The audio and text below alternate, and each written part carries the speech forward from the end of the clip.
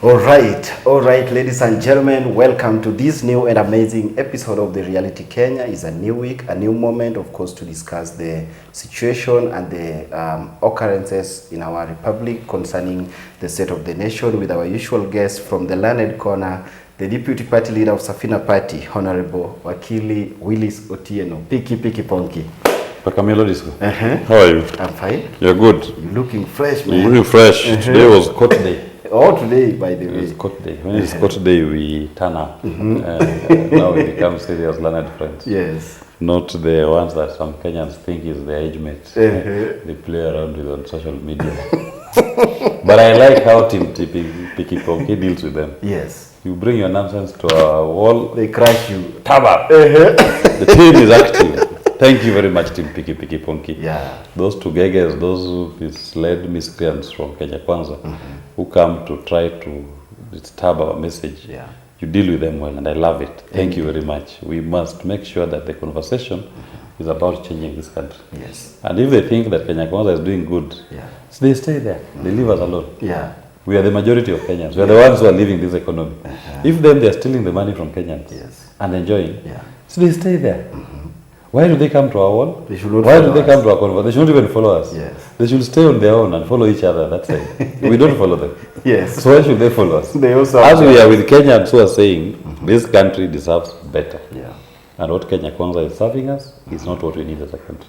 Because if you look at everything, they failed. And look at the political class. And I want us to think about this thing. Yeah. You know, the traditional politicians look for their own interests. To them, it's about getting a position for myself.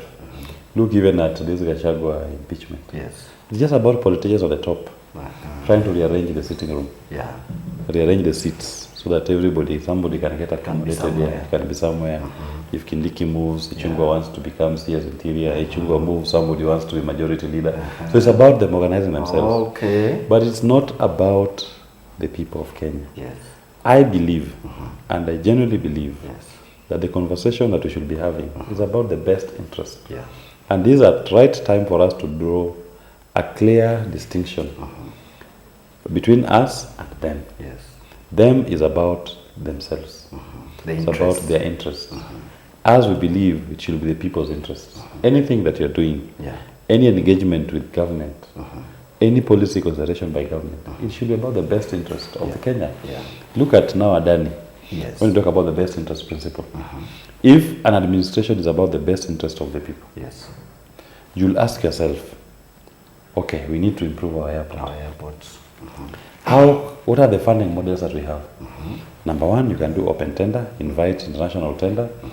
People come from Australia, India, China, wherever. They come and bid for the works. Or you can go and look for a PPP. You go and look for your Adani. You incorporate yourself as Adani somewhere. You come and get it for yourself. Or the option which you, as we've given, you can tell JKA, go and float a rights issue at the Nairobi Stock Exchange. Invite Kenyans to bid for the shares. They buy shares.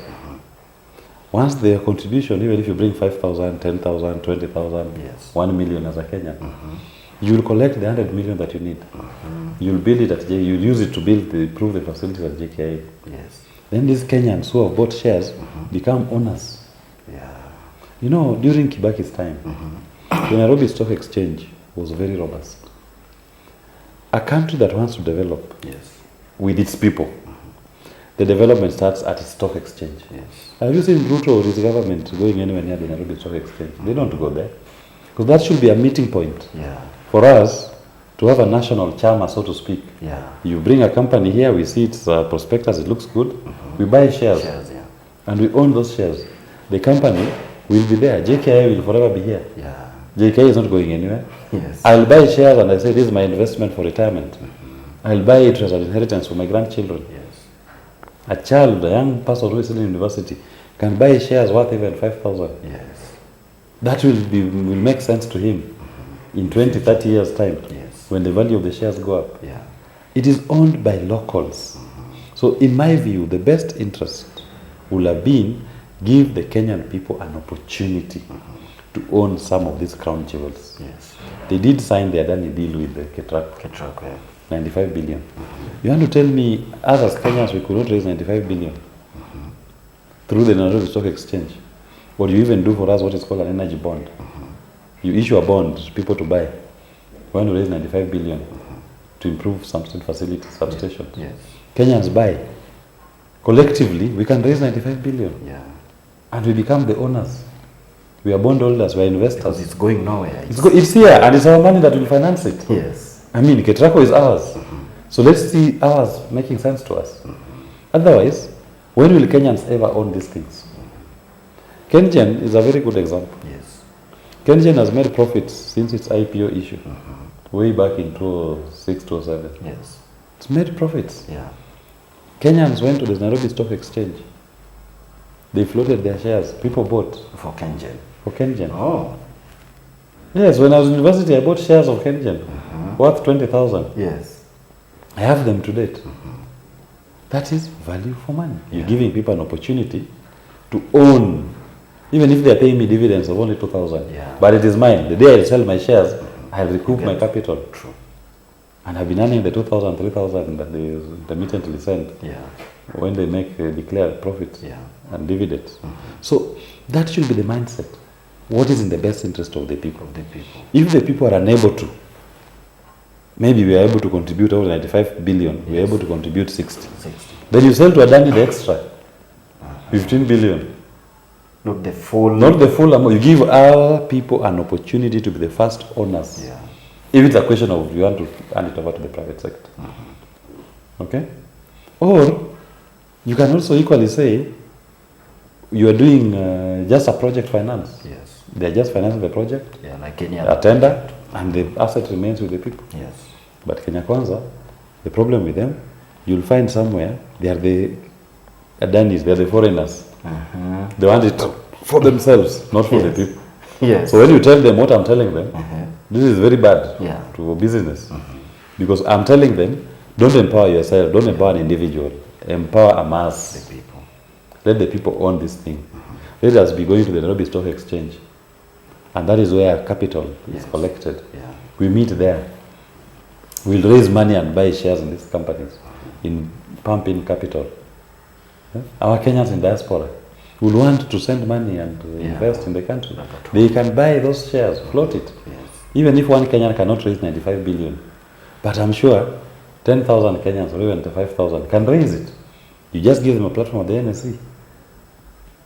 That is the thing that's the difference between us and them. Yeah. But 30 years is a long time. Wakili, what do you think about all Of course, that is somebody owning it. It's owning you plus your children and grandchildren. Because when you give somebody a tender contract for 30 years, he's owned you. Because at what point will you say that it's enough? So you're actually just transferring the future slaves. Your children and grandchildren are transferred as future slaves. Yeah. We must start any conversation with what is in the best interest of Kenyans, the people. Then you say, if I do this, are our Kenyans benefiting or is a foreigner? If the people have a chance, have an opportunity to do it, give the people first priority. Who is the beneficiary? Who is the ultimate beneficiary? We are the ones who must enjoy the prize of this independence. How else will it ever come that people will say Kenyans are just collecting, earning money without working? This is how it starts. This is how you should do it. Yes. Allow them to invest in the stock exchange. And private entities, public entities that want to raise capital, they go to NSE. Yeah. We buy. Or they issue bonds. If it's energy bond, issue an energy bond, we go and buy there. Yeah. We buy the bond. Even if it's for 5 years. Yeah. We'll earn the interest. The parastatal will function, we'll have the capital. Yeah. Just go and look for expertise.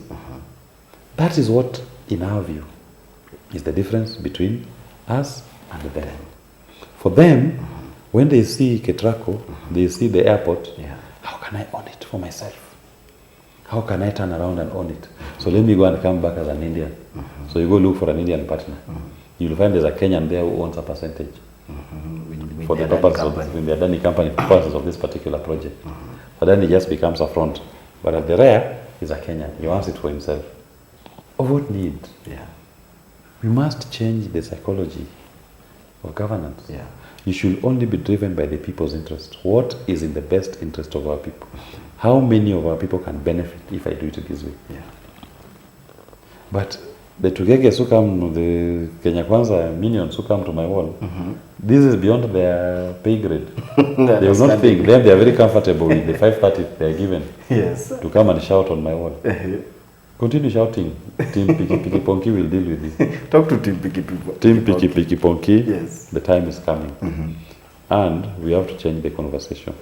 The conversation should be, let it make sense to us. Whatever is being done, the overriding interest should be the best interest of the people, not politicians, not people in public offices. It should be about empowering the people. The people are supreme, and as I've said on this platform, the voice of the people is the voice of God. And God spoke on the 25th of June 2024. And he wrote, the time for Kenya Kwanza and William Ruto is over. Mene, tekel. Thank you so much. And have a blessed day, each and every person who has been watching. Thank you so much. This is The Reality Kenya. My name is Simi Kenya, of course. Until next time, may God bless you. See you.